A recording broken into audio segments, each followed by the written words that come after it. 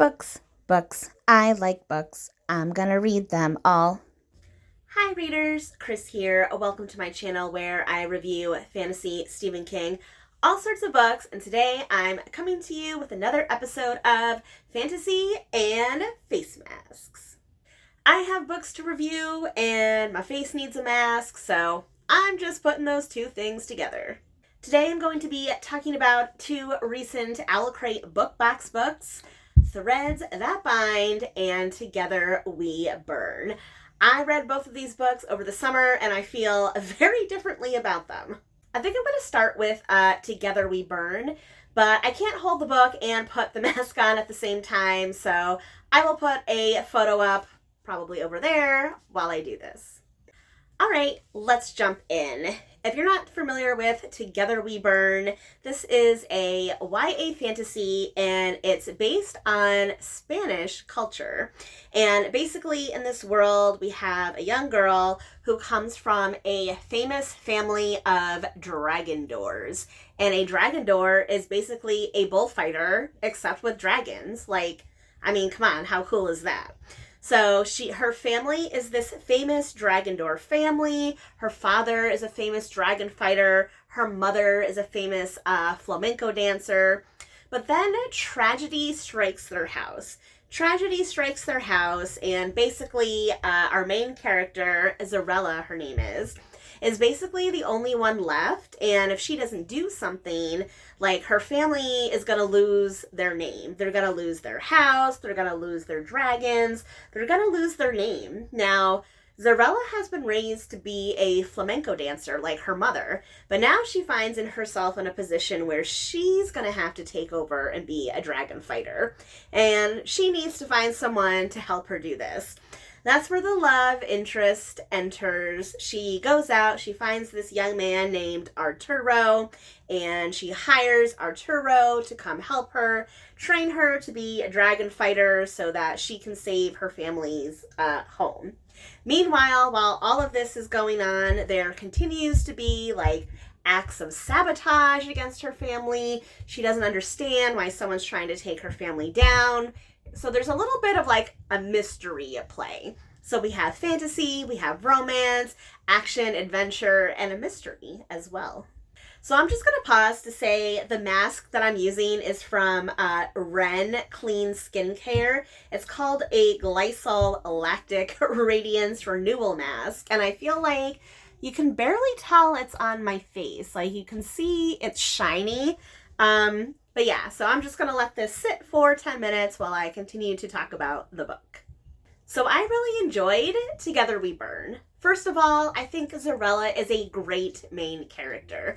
I hate to use the word stereotypical, but because Zarella is supposed to be this Latin, Spanish young girl, she's very fiery. She's very stubborn, but she's also very passionate. When it comes to the love that she has for her family, the love that she has specifically for her father and for her home and for their way of life, really comes through in the story. So I really like that about Zarella. Number two, she goes on a journey in this book. She has to learn something new that she has not been trained for and that quite honestly she's not good at. And a lot of these stories, I feel like the main character, especially when you have a female main character, it's oh, I'm not special, but actually I'm the most special one. Zarella is not special in this story. She is not. And she struggles. And I don't want to give away where she ends up, but let's just say that Zarella really has to use what she is actually good at to help herself. That's all I'll say about it, but I really liked her journey. Number two, just the whole dragon and dragon door setup, I found absolutely amazing. Honestly, I don't really know that much about bullfighting in general, and I feel like after having read this book that I know more about it.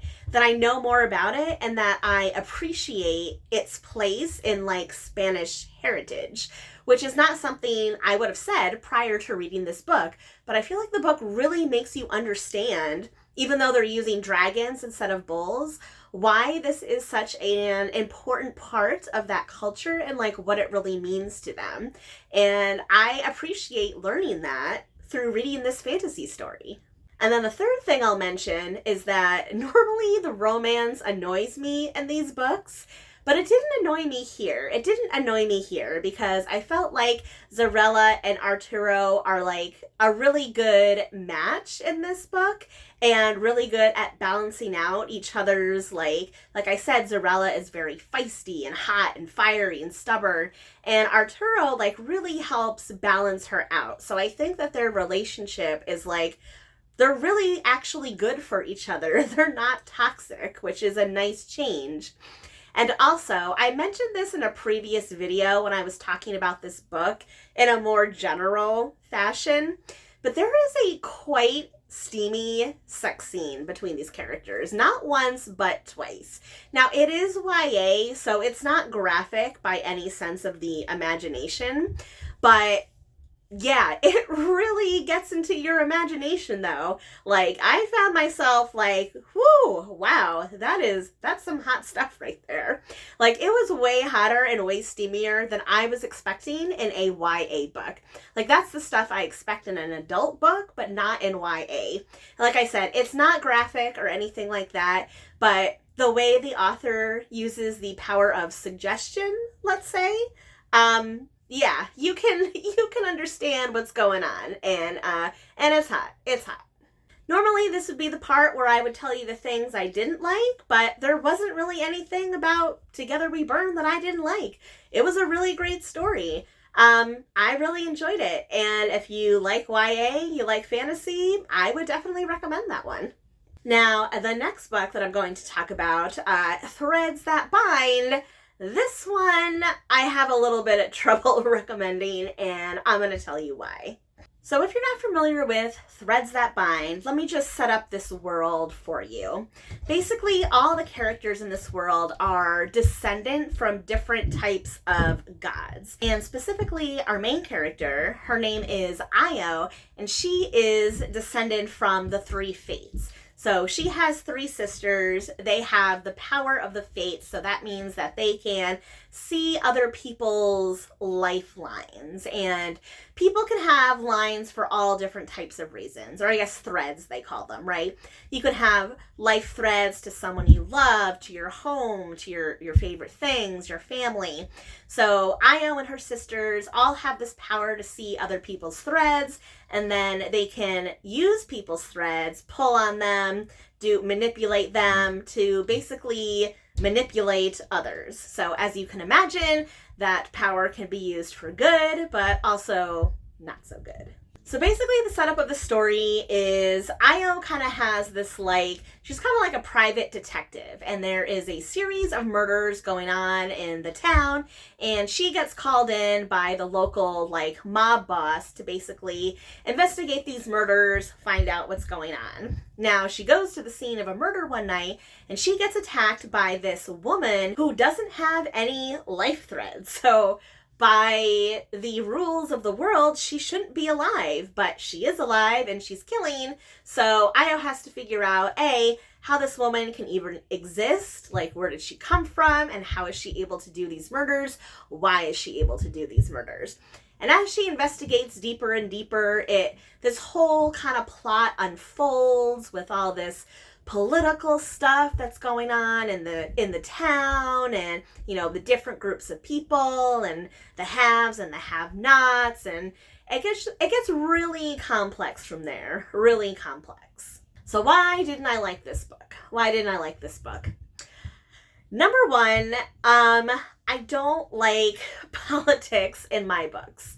If I want to read a book about politics, I would go and read a nonfiction, but I don't do that. So I don't mind when books use allegory to talk about political situations, but this book straight up refers to certain groups of people as conservatives, refers to other groups of people as liberals, and specifically talks about different acts that have gone through Congress. It's very political, and that just totally turns me off right there. I'm like, I'm not reading this. I want to read about dragons and dragon fighting. I don't want to read about politics in my YA fantasy. So that was number one. Number two, the main character, Io, I found her extremely unlikable. Extremely unlikable. Because, like I mentioned, she has this power. She has this power basically over life or death, and she can do things with it. However, she often comes off to a lot of other characters and a lot of other situations that she has the moral high ground. So she judges her own sisters at points for decisions they made because she is morally superior. However, she has done some really unmoral things throughout the course of the book. I don't want to say what they are without giving things away, but let's just say that she has a best friend who, without her permission, she cut one of her lifelines. I won't say which one it was for.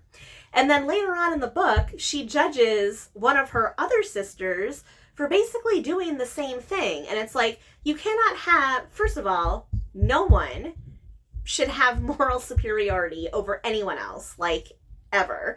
But the fact that she does it, but yet she's a hypocrite at the same time was just like, ugh. I mean, I know that's how, like, a lot of people are, especially on the internet.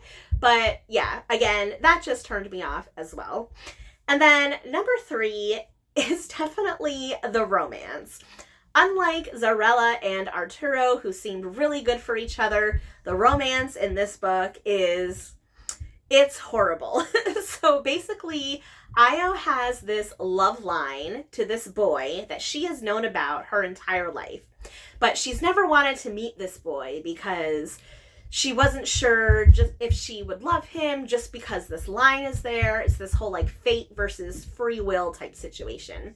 But then she finally meets him and she decides not to tell him about this line, and she decides to like flirt with him and get cozy with him. And this boy has the personality of dried paint, first of all.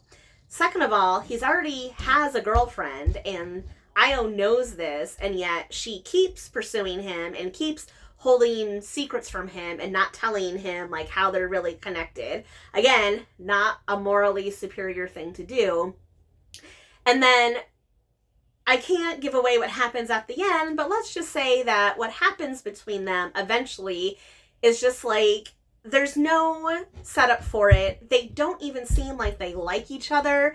It's like he'll make a joke and she'll be like, oh, ha, ha, ha, ha, ha. Like one of those type of things. And yeah, their relationship just did not work for me at all. Did not work at all. And honestly, it didn't even belong in this story. Like, it didn't belong. If that romance plot wasn't in the book, it wouldn't have changed anything about the book. Like, the entire rest of the story would be exactly the same. Okay, now I feel like I'm rambling. It's definitely been 10 minutes, so I'm gonna go wash this off my face and I will be back to wrap this up. So, be right back. Okay, I wiped it off. The package did say there'd be a slight tingling, which I feel a little bit, but it's definitely very, very, very mild. So, it came off nice. My skin does feel super clean and supple. I don't know, maybe tomorrow morning we'll see how it feels, and maybe I'll post an update over on Instagram. All right, just to wrap this up, I don't remember what I was even saying about Threads That Bind, but obviously not my favorite. So if you're only going to read one of these, you should definitely read Together We Burn. That is all for me today. So now I want to know from you, have you read Together We Burn? Have you read Threads That Bind? Let me know if you have. Let me know if you haven't. Let me know all your thoughts in the comments section below. And as always, if you like this video, please give it a thumbs up. If you're not already, please subscribe to my channel for more bookish stuff coming your way soon. All right, everyone. Happy reading.